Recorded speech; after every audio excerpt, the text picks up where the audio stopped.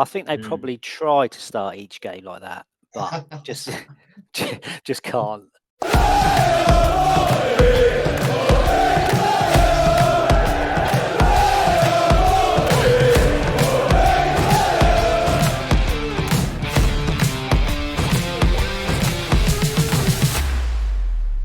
Here we go. Welcome to the Pompey podcast with Mike and Dan, and special guest Tolly is in the house.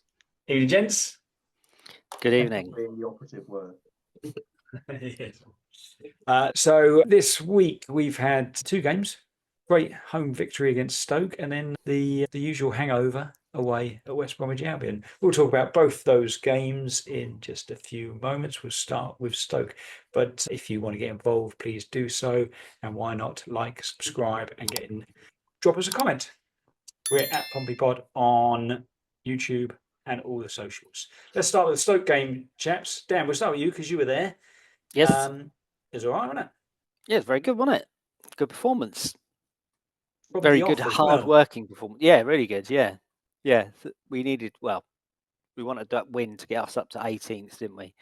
And then 2-0 up within 10 minutes. Lovely stuff.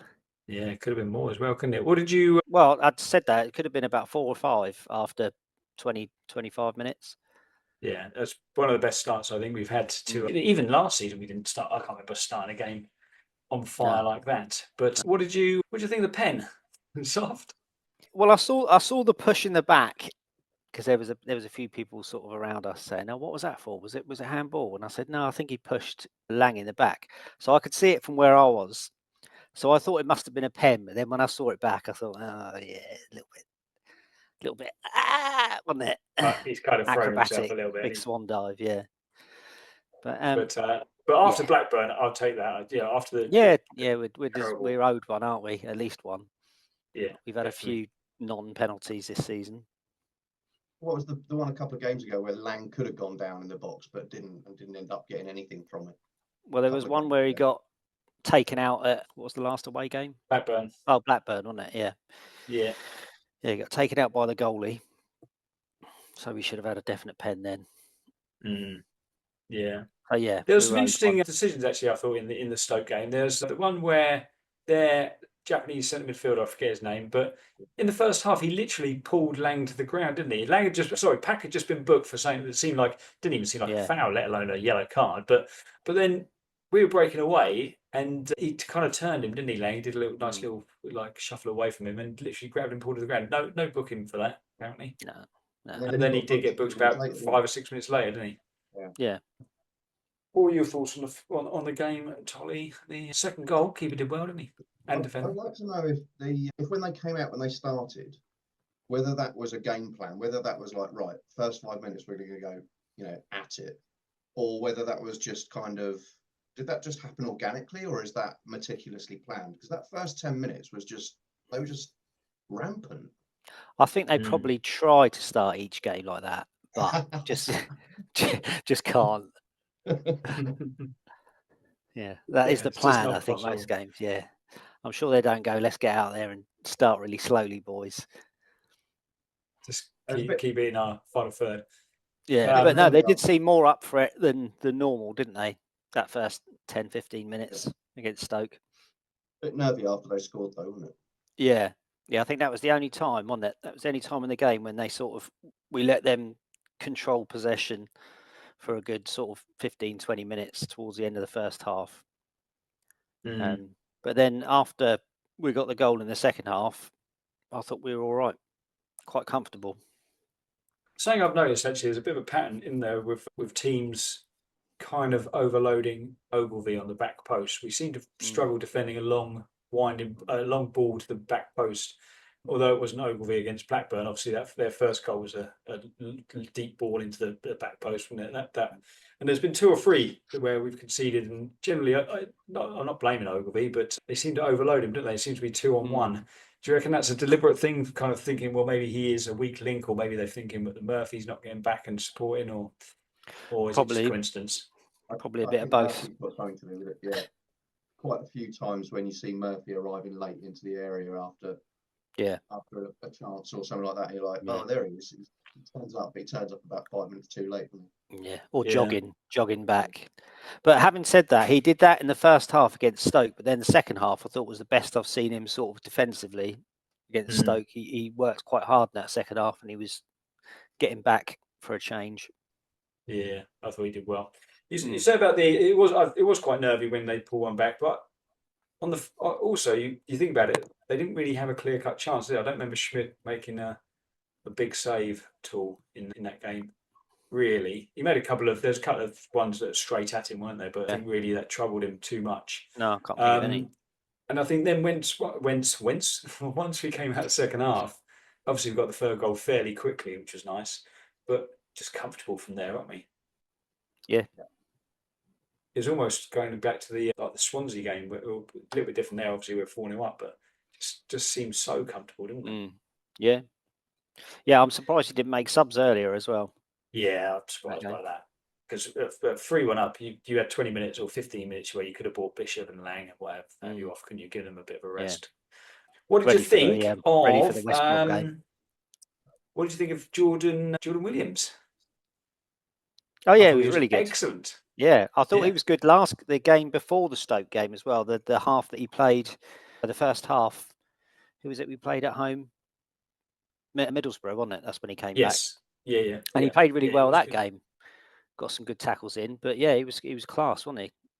Yeah, it was almost like nothing went past him. Yeah. And some of the challenges were just excellent, weren't they? Yeah, I don't know how much of that is down to the quality of Stoke's left-sided player, though. But yeah, he was excellent. Yeah. Yeah, who was their left-sided player? I'm trying to think. I think he was quite nippy, wasn't he? But I don't think Williams. Peter Beagrie? Was it Peter Beagrie? Is he still on the wing for? I think so. Yeah. Doing his 15 backflips when he scores. Halfway up the pitch.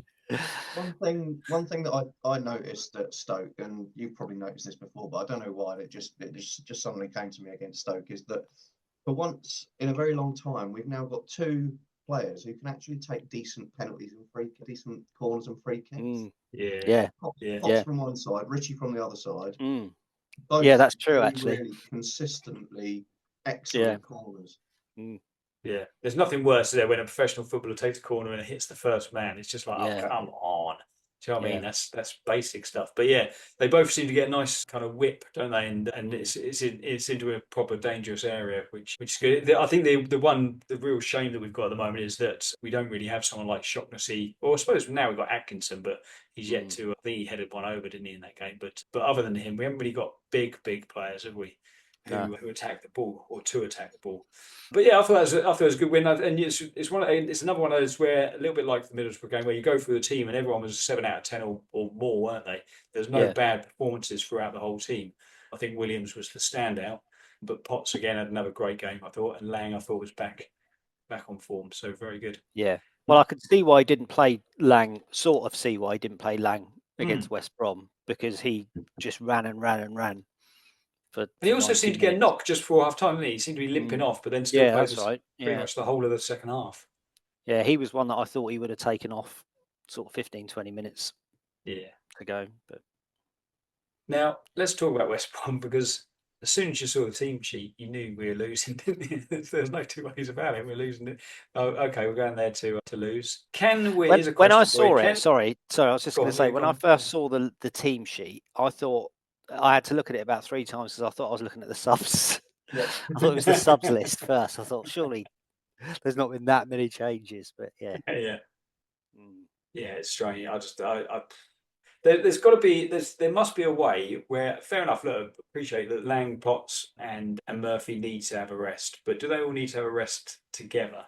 They all need to take, and then if you're going to do that, why then bring them on when you're 4-0 down? What's the point? Yeah, that was the strangest thing of it all, wasn't it? Just thought, what's the point? I think it was even 5-0, wasn't it, when they came on, or was it 4-0? I thought it was 5 when he brought them on. It might be. It may well have been. It may well. Yeah, you might be right. Yeah, maybe that was why then, because if it was 4-0, he might have thought, "Oh, we still got a chance." First 20 minutes, we looked all right though, Ty, didn't we? Yeah, I thought first 20 minutes we were we were actually probably the better team. It wasn't until that first goal went in that everything just fell apart then, didn't it? And I mean, Schmidt made a mistake. You can get over that because he hasn't made that many, and fair enough. You know, he held his hands up. But then that second goal was just... I think that was a problem. I think he didn't hold his hands up. That was the problem. That he should have held his hands up. He did kind of... I think he did apologise. But yeah, once the second goal went in, that was it. Everyone just switched off. Game over. Yeah, it was awful after the first goal, wasn't it? Yeah. Well, even I think Messina even said that, didn't he? In the his interview after the game, he just said we were doing all right. Then we conceded the first goal, and then we just literally went to shit. I think is what he said. Yeah. Yeah, I think you're Yeah, paraphrasing a little bit. Just strange, wasn't it? Yeah, just really after that first 20 minutes, just thought, oh yeah, we're looking all right here. Sort of and then getting in good areas, and then the collapse, the typical Portsmouth collapse, 24-25 away day collapse. It's difficult, isn't it? Because you've ultimately got, if you look at Mourinho's tactics, the way he's playing it, he is being pragmatic, and he's looking at the fact that look, we're doing well at home, but it puts that extra pressure on those home games, doesn't it? Millwall, you'd think, is a winnable game. Burnley have got as good away form as we've got home form, so there's no given that you're going to get 3 points from that. Would we take 4 points from the next two home games? Do you think? Yes, definitely. Oh, definitely, yeah. One of them's Burnley. Yeah. So effectively, if we are looking at winning all our home games, or the majority of our home games, sorry, because we've obviously still got Leeds to play as well at home. Yeah, but the thing is, we're not guaranteed to win all those other games, are we? No. So that's the problem. That we are just relying on home form because we're not going to win them all. So, and if we carry on with our away form, then we're still going to be in trouble. Yeah. Well, if we look at the points we've scored so far this season, taking into account home and away form, we're on course to get 49.5 points. Okay. Let's say 49 or 50 points. Yeah. In the last 20 years of the Championship, since it began in 2004, only 3 teams have been relegated on more than 49 points. Nice. One of them was last year, wasn't it? One of them was last year. 50 points was the third relegation place. That's right. The highest is a little bit of a trivia for you. The highest number of points a team has been relegated from the Championship is 54. Really? Wow. Yeah. Got to be pretty damn unlucky to go down this season, isn't he? Yeah. 54. I must admit, I still think we're going to be okay. The two things that concern me is that every time we do pull away, obviously we're currently in our best position that we've been in for a long, long time. Actually, not even been in the relegation zone. Obviously, we went up to 18th. We're back down now to just outside the relegation zone.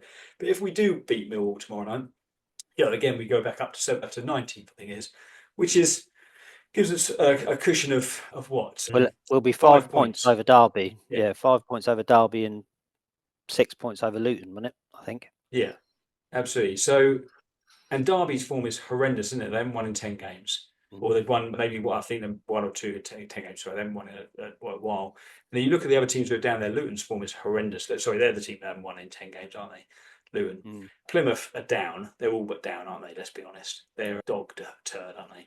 Yeah. So it's any two from the next 6 or 7 teams, I'd say. And obviously we're right up to in sort there. of Millwall, I think. We still the biggest issue I think is you look at the teams around us like Hull that are buying players. They've got 4 or 5 new players, haven't they? They had 4 or 5 new players playing in Sheffield United, and that's a massive win for them. You then look at other teams who actually seem to have a bit of money, and we're picking up kids from Australia. Do you know what I mean? And no, not knocking them. They could be great, but one's 19, one's 20. None of them. No disrespect, the A-League is nowhere near the Championship, is it? In intensity, quality, frequency of games. We need some more, don't we? Yeah. Well, I think the game tomorrow night. I think that this is our first actual must-win of the season. I think if we want to get out of trouble, Yeah. I Yeah, 'cause think it gives that real buffer, doesn't it? yeah, I think it would be if we can get that 5 points clear of the relegation zone. It's tough for teams to win 2 games in a row, isn't it, down there? So Yeah. Yeah, and that'd be a result. The one positive from West Brom, obviously we're not going to talk too much about West Brom, but the one positive is obviously Tommy, the young Aussie kid, as I just called him, is got on the score sheet, which is nice. Some people getting quite excited about him. Couldn't hit the back of the Too net first excited time, yet? though, could What's that? he? He couldn't hit the back of the net first time, though, could he? No, He had a couple of chances, didn't he? Yeah. Um, He did all right Yeah. there, didn't he? he did okay. It's I think it's a energetic. good start. All right, so Millwall Tuesday night. Are we winning that game? What do you just want a prediction? Yeah, go on. Gives you a Yeah, score I think prediction. we're going to draw. You think we're going to draw against Millwall? Yeah, I just think we've been so good at home. I reckon it's going to have to. We can't win every game as well as we have done the last. What is it? 6 out of 7 we've won, is it? 6 out of 7. And Just a the draw. Norwich game we haven't Yeah. drawn. We haven't won. Yeah, and I reckon we're going to go 1-0 up, and then Millwall are going to get a late equaliser. Okay. Ollie, what do you think? No, I'm going to be a bit more optimistic. I think he's going to go back to the winning team, and I'm going to go for a 2-1. Yeah, Nice. yeah. I'm going for a narrow victory, just because.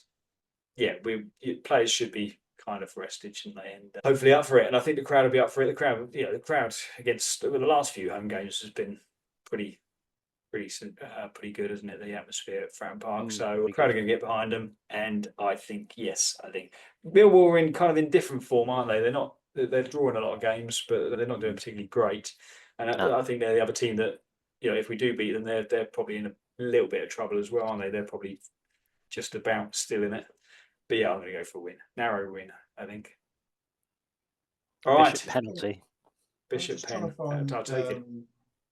Neil Allen wrote something on Twitter earlier that suggested, I can't remember what it was now, I'll have a look in a minute, see if I can find it. He was saying something about the team against Millwall tomorrow in a way that we knew what the team was going to be. It was almost like, the following a guaranteed starters or something. Was this not I saw a thing from Neil Allen saying this is definitely not the Portsmouth news? Don't for those who think it is, this is definitely not. And it's they're called the portsmouthnews.co.uk or something like that, and they post the team saying team news for Tuesday. Oh yeah, and they always say they've got inside information or something. Inside information, yeah. Yeah. Packs dropped, towlers in, stuff like that. Yeah, it's just nonsense, isn't it? Basically. Absolute nonsense. Okay, so we're 2 wins and a draw we're going for, aren't we? So me and Tolly going for a win. Dan, you're going for a draw. Okay, so transfers. We've got a week left, or just under a week left of the transfer window. Matt Clark is the latest rumour. Probably the most realistic of the ex-Pompey players. But do we still need a centre-back? And now I think we're all right now for centre-backs, aren't we? I think we've got enough. There's another left-sided one as well, isn't he? Depends how Paul and Shaughnessy get on. Shaughnessy. So that's what's the Pack, Towler, Shaughnessy, Paul, McIntyre, Matthews, new guy. Who's the other? Atkinson. Is his name Matthews or Hayden? Atkinson, Matthews. Yeah, we've still got that Boat, haven't we? Yeah, yeah, but he's out in for the season. Yeah. Don't get me wrong, I'd take Clark. I think he's quality, but it just seems like unnecessary. Well, he was. Is he still is? I don't know. But it just seems like we could do with spending those wages elsewhere, like for a winger, and maybe back up a better quality backup to Lang, perhaps. I think after that game against West Brom, Sadie's he's got to go out on loan now, hasn't he? Needs some game time elsewhere. I think it just looks lacking in confidence and anything really. He tries hard, but there's nothing working for him. I saw today that. Sorry, we've got to think about what happens on the right hand side as well. With I don't know how long Lane's out for. If Richie gets injured, yes, we've got no one there, have we? That's a good point. I know what we'll do. We'll put Terry Devlin there. Yeah. Yeah. Or get Sorensen back. Play him on right wing. Yeah, Devlin could fit in anywhere, can't he? Probably playing goal if you asked him. Yeah. I saw today that apparently Moxon is going to Charlton. Don't know if it's on a perm or just on loan, but it kind of makes sense, doesn't it? It's not going to get any game time now, really, with the Newcastle lad in. Yeah. Does that kind of make sense? Yeah. All right. Okay. So, should we take a little look at some social media? I've got some social media for you guys, and see what you think of these. See what you think of these comments. So, I'm not going to name names, but the first one, I love the way this starts. I just love it. It's "Come on, happy clappers." I love it when you get happy. You've got to call people names, haven't you? So this was after the West Brom game. "Come on, happy clappers. Tell us how we still have a club to support and that you're happy for a manager to throw a game away. This fools, should be fools, but fools, solely on Moose, this loss today. Questions need to be asked of his mentality. No point doing hard work at home, then going to undo it away. If we're going to undo it away, sorry. Thoughts on that? Happy clappers. Love that. Do you want to go, Tolly, or me? Well, I was more annoyed at the spelling mistake. Anything else? There's just some people you will just never please. I don't know. I don't get why there needs to be this. There always seems to be there needs to be that divide, doesn't there? Last season it was kind of you're either on the Yengi or the Bishop side of the fence. It's like if you say anything positive about the owners, then you're a happy clapper and you'll take anything. It's kind of like it's not necessarily that true, is it? It's kind of it's doesn't have to be black or white, does it? There are some grey areas that you can believe in a little bit of both, can't you? Other ones. Here's some other ones. Yes, we should do better, but anyone questioning Moose in his selection needs to give their head a wobble. We played 2 more this month than anybody else. Wafer, spelled W-A-I-F-E-R, thin squad. Quality-wise, home form, best in the league. Millwall always the game had to target. We stay up by winning at Fratton Park. Well, it's a tough read. Quite hard reading out tweets written by retards, isn't it? Yeah. Careful, it's probably one of our biggest fans. One of the two that live in this country. To be fair, most of the other social media that I've seen have been positive about the Pompey away fans, which is incredible. They're the people I feel sorry for, but you know that you're going to go away and it's going to be tough, don't you? So, I don't know.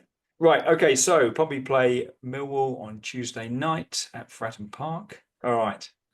So that's it from the Pompey Pod for this week. We will be back later on in the week with a preview of the Burnley game. I think Tolly will be back for that one as well, which would be nice. And then we will also be back next week with a review of the Millwall and Burnley matches. But for now, play Up Pompey. Goodbye. Don't forget to like and subscribe. Bye. Bye.